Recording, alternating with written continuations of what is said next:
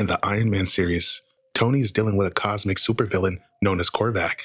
But Tony places Hellcat in a room, seeing as she's undergoing some type of psychosis and she can hear Korvac's voice in her head.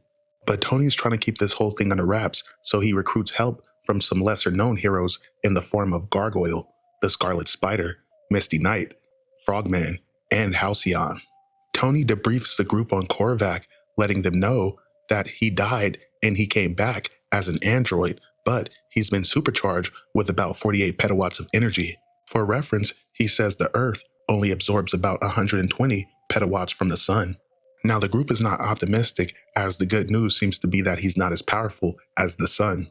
Tony hypothesizes that he made himself that powerful in order to storm the Ta-2, Galactus' ship. But as the group prepares to mobilize, they ask Tony how they even stand a chance. Tony tells them he has no idea, but his best bet would be for them to listen to him. But elsewhere, at an overstocked warehouse in the Bronx, Korvac shaves his face as he's with the Unicorn, the Controller, and Blizzard. Korvac heads to the ship as he tells the group that this is their doorway to heaven. But as Korvac approaches James Rhodes, James tells him that getting rid of the goatee was a good call. Korvac kicks James in the face as he doesn't appreciate the sarcasm. But elsewhere, as Patsy Walker, aka the Hellcat, lays in her room, still undergoing psychosis, she thinks back to a procedure she had to have in the form of electroconvulsive therapy in order to get her mind right. As Patsy hears Korvac's voice, next thing she knows, she's in the alleyway wondering how she got there. Korvac tells her his light will free the world, but Patsy tells him to go fuck himself as she punches the electric box in an attempt to shock herself out of it. As Patsy falls to the ground, Korvac approaches her, letting her know for her ignorance and fear, she's going to suffer, and she's going to feel every bit of the fear. But as Iron Man stands atop a rooftop, he reflects on how smart Korvac really is, seeing as his intellect has never been quantified. A small part of him wonders, what if Korvac really is right, and what if he does know better? But back at HQ, Iron Man's team of heroes pick up a massive radiation signature. They triangulate it to a warehouse in Port Morris. But as Iron Man stands atop a roof, Iron Man is tracking Patsy Walker. Iron Man locates Patsy in an alleyway as she's still suffering from some form of psychosis. As Hellcat screams about fire and teeth and her dead body and soul, Iron Man hugs her, letting her know everything's going to be okay. But as Iron Man gets word on comms that the team has tracked a radiation signature to Port Morris, a bunch of people start running out of a laundry room saying there's a man inside with a bomb. Iron Man goes inside where he finds Korvac in the laundry room, and he tells him to separate his colors from his whites as he doesn't want his colors to bleed.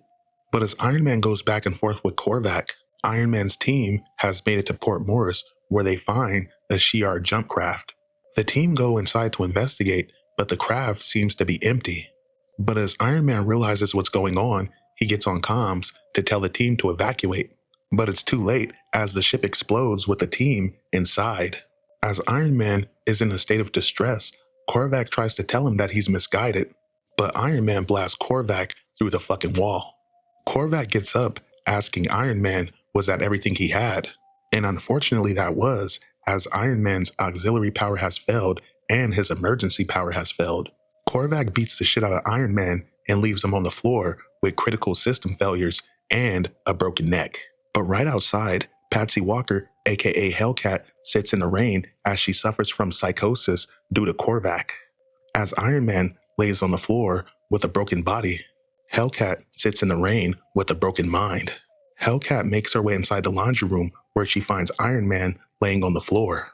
Hellcat tries to help Iron Man to his feet, but Iron Man can barely move. Hellcat puts Tony in a shopping cart, and then she proceeds to stop a taxicab. Hellcat puts Iron Man in the back of the taxicab, and she tells the driver to drive now. But Tony says no hospitals, as his armor is the only thing holding his broken neck together. But elsewhere at a warehouse, Tony's team of superheroes are supposed to be dead, but fortunately, they were shielded from an explosion by the Gargoyle. The Gargoyle collapses as the biological energy he used to shield them draws energy from his own life force. But back at Korvac's warehouse, Unicorn, the Controller, and the Blizzard get ready to mobilize and put Korvac's plan into action. Korvac thanks the guardsman for a job well done and his unwavering loyalty. But elsewhere, Lieutenant James Rhodes has managed to break free.